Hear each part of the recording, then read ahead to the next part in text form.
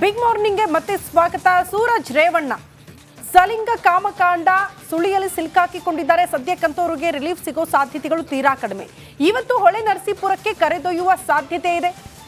ಗನ್ನಿಕಡ form ಹೌಸ್ನಲ್ಲಿ ಸ್ಥಳ ಮಹಜರು ನಡೆಸೋ ಸಾಧ್ಯತೆ ಇದೆ. ಕಾರಣ ಅಲ್ಲೇ ಲೈಂಗಿಕ ದೌರ್ಜನ್ಯ ಎಸ್ಕಲಾಯಿತು ಅಂತ ಸಂತ್ರಸ್ತ ಬಂದು ದೂರು ಕೊಟ್ಟಿರೋ ಹಿನ್ನೆಲೆಯಲ್ಲಿ ಅಲ್ಲಿ ಕರ್ಕೊಂಡು ಹೋಗಿ ಸ್ಥಳ ಮಹಜರು ಮಾಡೋ ಸಾಧ್ಯತೆ.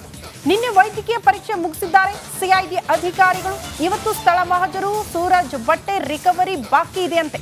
ಸೋಮವಾರಕ್ಕೆ ಸೂರಜ್ ರೇವಣ್ಣ ಸಿಐಡಿ ಕಸ್ಟಡಿ ಕೂಡ ಅಂತ್ಯ ಆಗುತ್ತೆ. ಮತ್ತೆ ಅವ್ರನ್ನ ಕೋರ್ಟ್ಗೆ ಹಾಜರು ಪಡಿಸಬೇಕು. ಹಾಗಾಗಿ ಅಷ್ಟರೊಳಗಡೆ ಎಲ್ಲ ಪ್ರಕ್ರಿಯೆಗಳನ್ನ ಮುಗಿಸ್ಬೇಕು ಅಂತ ಸಿಐಡಿ ತಂಡ ತಯಾರಿ ಮಾಡಿಕೊಂಡಿದೆ. ಇವತ್ತು ಗನ್ನಿಕಡದ ಫಾರ್ಮ್ ಹೌಸ್ ಅಲ್ಲೇ ಲೈಂಗಿಕ ದೌರ್ಜನ್ಯ ಎಸ್ಕಲಾಗಿದೆ ಅನ್ನುವಂಥ ಆರೋಪ. ಹಾಗಾಗಿ ಅಲ್ಲಿ ಸ್ಥಳ ಮಹಜರಾಗುತ್ತೆ. ಜೊತೆಗೆ ಬಟ್ಟೆ ರಿಕವರಿ ಕೂಡ ಮಾಡ್ಕೊಳ್ತಾರೆ ಅಧಿಕಾರಿಗಳು ಅಂತ ಹೇಳಲಾಗ್ತಾ ಇದೆ.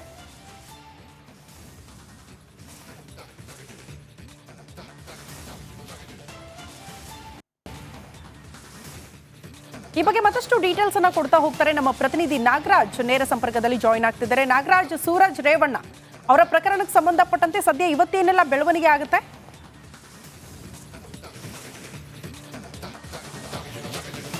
ಶ್ರುತಿ, ಏನು ಈಗಾಗಲೇ ಸೂರಜ್ ರೇವಣ್ಣ ಅವರನ್ನ 7 ದಿನಗಳ ಒಂದು ಪೊಲೀಸ್ ಕಸ್ಟಡಿಗೆ ತೆಗೆದುಕೊಳ್ಬೇಕಾದ್ರೆ ಸಿಐಡಿ ಅಧಿಕಾರಿಗಳು ಒಂದಷ್ಟು ಮಾಹಿತಿಯನ್ನು ನ್ಯಾಯಾಲಯಕ್ಕೆ ನೀಡಿದ್ರು. ಅದರಲ್ಲಿ ಅವರ ಪ್ರಮುಖವಾಗಿ ಅವರಿಗೆ ವೈದ್ಯಕೀಯ ಪರೀಕ್ಷೆಗೆ ಒಳಪಡಿಸಬೇಕು ಅನ್ನೋದು ಪ್ರಮುಖ ಅಂಶ ಆಗಿತ್ತು ಆ ಒಂದು ಕಸ್ಟಡಿ ಅಜೆಂಡಾದಲ್ಲಿ.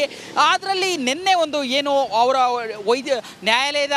ನ್ಯಾಯಾಧೀಶರ ಸಮ್ಮುಖದಲ್ಲೇ ಅವರ ಒಂದು ಬ್ಲಡ್ ಸ್ಯಾಂಪಲನ್ನು ತೆಗೆದುಕೊಂಡು DNA ಟೆಸ್ಟ್ಗೆ ಕಳಿಸ್ಕೊಟ್ಟಿರ್ತಕ್ಕಂಥದ್ದು ಮತ್ತು ಅವರ ವೈದ್ಯಕೀಯ ಪರೀಕ್ಷೆ ನಿನ್ನೆ ಮುಕ್ತಾಯ ಆಗಿರ್ತಕ್ಕಂಥದ್ದು. ಇನ್ನೂ ಕೆಲವು ಅಂಶಗಳನ್ನು ನ್ಯಾಯಾಲಯದ ಎದುರು ಇಟ್ಟಿದ್ರು. ಅದರಲ್ಲಿ ಪ್ರಮುಖವಾಗಿ ಏನು ಆರೋಪಿತ ಸ್ಥಾನದಲ್ಲಿದ್ದಾರೆ ಡಾಕ್ಟರ್ ಸೂರಜ್ ರೇವಣ್ಣ ಅವರನ್ನು ಏನು ಘಟನೆ ನಡೆದ ಸ್ಥಳಕ್ಕೆ ಕರೆದುಕೊಂಡೋಗಿ ಮಹಜರು ಮಾಡಬೇಕು. ಜೊತೆಗೆ ಆ ಒಂದು ಸಂದರ್ಭದಲ್ಲಿ ಅವರು ಧರಿಸಿದಂಥ ಬಟ್ಟೆಗಳನ್ನು ರಿಕವರಿ ಮಾಡಬೇಕು. ಅಲ್ಲದೆ ಸಂತ್ರಸ್ತರನ್ನು ಒಂದು ಲಾಡ್ಜ್ನಲ್ಲಿ ಹಾಕಿ ಅಲ್ಲಿ ಕೂಡಾಕಿ ಅವ್ರ ಮೇಲೆ ಪ್ರಭಾವ ಬೀರುವ ಕೆಲಸವನ್ನು ಮಾಡಿದ್ರು. ಅಲ್ಲಿಯ CCTVಗಳನ್ನು ಕಲೆಕ್ಟ್ ಮಾಡಬೇಕು. ಜೊತೆಗೆ ಅವರ ಎನ್ಕ್ವೈರಿಯೂ ಆಗಬೇಕು. ಇನ್ನೂ ಒಂದಷ್ಟು ಜನ ಸಂತ್ರಸ್ತರಿರೋ ಸಾಧ್ಯತೆಗಳಿದ್ದಾವೆ ಅಂತೇಳಿ ತನಿಖಾಧಿಕಾರಿಗಳು ನ್ಯಾಯಾಲಯಕ್ಕೆ ಮಾಹಿತಿಯನ್ನು ನೀಡಿದರು. ಈಗ ವೈದ್ಯಕೀಯ ಪರೀಕ್ಷೆ ಮುಗಿದಿದ್ದು, ಇನ್ನು ಏನಿದ್ರು ಹೊಳೆ ನರಸೀಪುರ ಗನ್ನಿಕಡದ ಇರತಕ್ಕಂಥ ಅವರ ಒಂದು ಫಾರ್ಮ್ ಹೌಸ್ನಲ್ಲಿ ಮಹಜರು, ಅವರು ಧರಿಸಿದಂಥ ಬಟ್ಟೆಗಳನ್ನು ಸಂಗ್ರಹಿಸುವುದು, ಜೊತೆಗೆ ಏನು ಅವರು ಸಂತ್ರಸ್ತನನ್ನು ಕೂಡೆ ಹಾಕಿದಂಥ ಒಂದು ಲಾಡ್ಜ್ ಅಥವಾ ಏನು ರೂಮ್ ಇತ್ತು ಆ ರೂಮ್ನ CCTV ಫೋಟೇಜು, ಅವರಲ್ಲಿ ಓಡಾಡಿದ್ರು, ಆ ಒಂದು ಕೃತ್ಯದಲ್ಲಿ ಭಾಗಿಯಾಗಿದ್ರು ಅನ್ನೋದಕ್ಕೆ ಯಾವೆಲ್ಲ ಸಾಕ್ಷಿಗಳು ಸಿಗ್ತವೆ ಅವುಗಳನ್ನು ಕಲೆಕ್ಟ್ ಮಾಡೋದಕ್ಕೆ ಇವತ್ತು ಏನು ಹೊಳೆ ನರಸೀಪುರದ ಕಡೆ ಕರ್ಕೊಂಡು ಹೋಗೋ ಸಾಧ್ಯತೆ ಜಾಸ್ತಿ ಇದೆ ಅಂತೇಳಿ ಸಿಐಡಿ ಮೂಲಗಳು ಹೇಳ್ತಾ ಇರ್ತಕ್ಕಂಥದ್ದು. ಶ್ರುತಿ. ಓಕೆ ನಾಗರಾಜ್, ಧನ್ಯವಾದಗಳು ತಮ್ಮೆಲ್ಲ ಮಾಹಿತಿಗೆ. ಓಕೆ, ಇದಾದ ನಂತರ DCM ಡಿಶುಮ್ ಭಾಳ ಜೋರಾಗ್ತಾ ಇದೆ.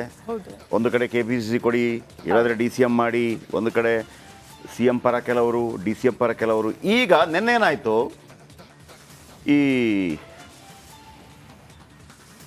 ನಾಡಪ್ರಭು ಕೆಂಪೇಗೌಡರ ಜಯಂತ್ಯೋತ್ಸವ ಕಾರ್ಯಕ್ರಮ, ಅಲ್ಲಿ ಮುಖ್ಯಮಂತ್ರಿಗಳಿದ್ದರು, ಉಪಮುಖ್ಯಮಂತ್ರಿಗಳಿದ್ದರು, ಆಮೇಲೆ ಸ್ವಾಮೀಜಿಗಳಿದ್ದರು, ನಿರ್ಮಲಾನಂದ ಶ್ರೀಗಳಿದ್ದರು, ಆಮೇಲೆ ಅಖಿಲ ಭಾರತ ಒಕ್ಕಲಿಗ ಮಹಾಸಂಸ್ಥಾನ ಇದರ ಸ್ವಾಮೀಜಿಗಳು ಕೂಡ ಇದ್ದರು. ಈ ಒಕ್ಕಲಿಗ